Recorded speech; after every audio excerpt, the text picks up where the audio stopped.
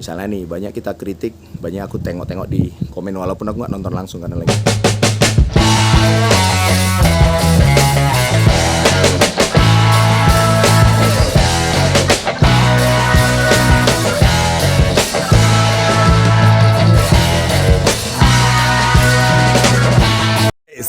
Halo teman-teman Skambal.tv, apa kabar? Saat ini saya sedang berada di Prapat. Jadi memang banyak, sorry lah ya, karena pada event seminggu. Jadi kemarin pun aku nggak nonton langsung sebenarnya pertandingan antara PSMS dan PSPS. Walaupun ada sedikit sedikit ada penonton masuk ke lapangan. Tapi ada juga yang bilang ya ini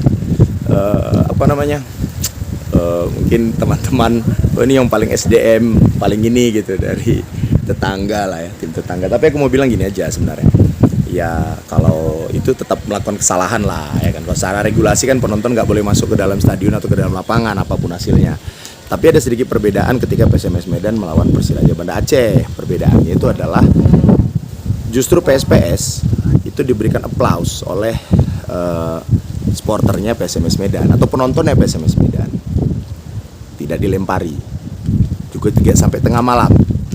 Nah, yang digas itu justru menurut aku ya seperti itu Medan memang. Justru tim sendiri yang digas. Bahkan kalau misalnya ada yang viral tuh ada orang yang pakai baju Saktiawan Sinaga, sampai nunjuk-nunjuk gitu. Tapi itulah mungkin bentuk kecintaannya, walaupun mungkin secara aturan mungkin ada kesalahan. Gitu. Tapi komplainnya itu bukan ke PSPS pada saat fluid berakhir, tapi ke PSMS Medan ya. Kalau masalah merusak apapun ceritanya ya pasti salah, itu dia.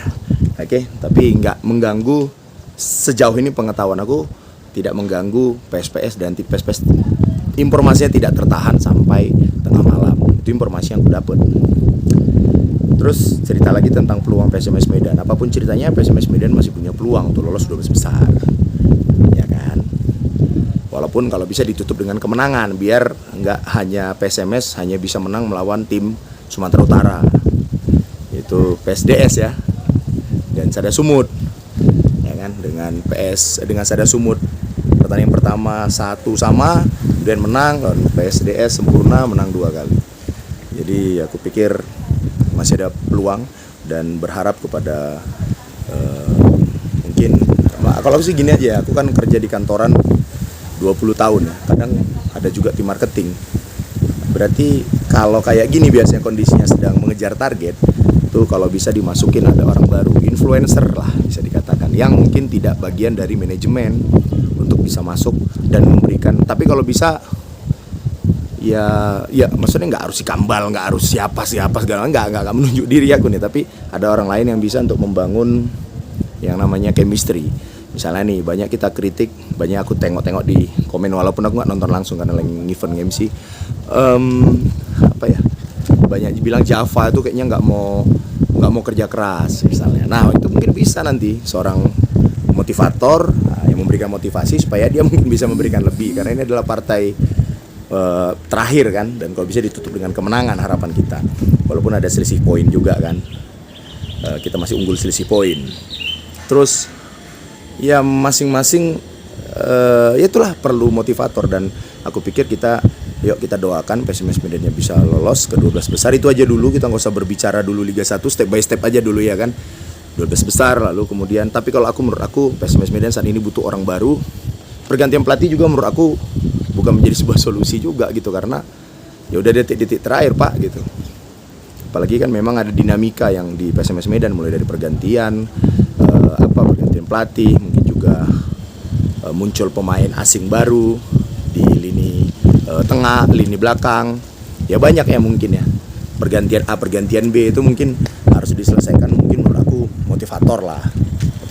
Tapi ya apapun ceritanya, ya harapan kita ya PSMS Medan bisa lolos 12 besar dulu, baru nanti kita berbicara siapa lawannya. Walaupun kalau secara lawan nanti, kalau nggak salah ya, lawannya tetap itu juga tuh, ya kan, tetap yang lolos 3 besar itu. Kalau lolos PSMS Medan, nah, amin mudah-mudahan lolos, lawannya tetap itu juga, 3 tim itu, ditambah nanti dari tim satu lagi dari yang Pulau Jawa kalau nggak salah satu.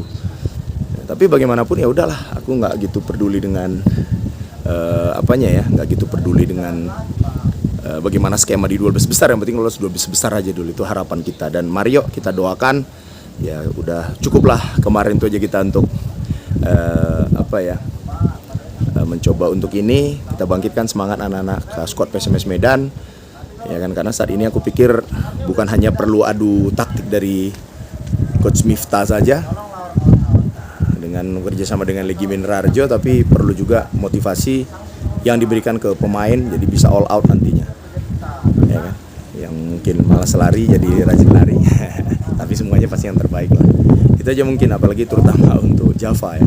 Harapan kami Java, ayo buat gol lagi ya, dengan ya mau totalitas lah. Karena menurut orang Java ya kayak gitu ya. Ayo buat buktikan bahwasanya Java bisa mencetak gol ke gawang Iker Casillas. Ayo gawang tim Sumatera lainnya juga dicetak gol lah. Itu aja lah harapannya. Jadi bukan ya itulah, itu aja lah dengan dingin kali udaranya. Ini ada untuk buat main-main kemarin.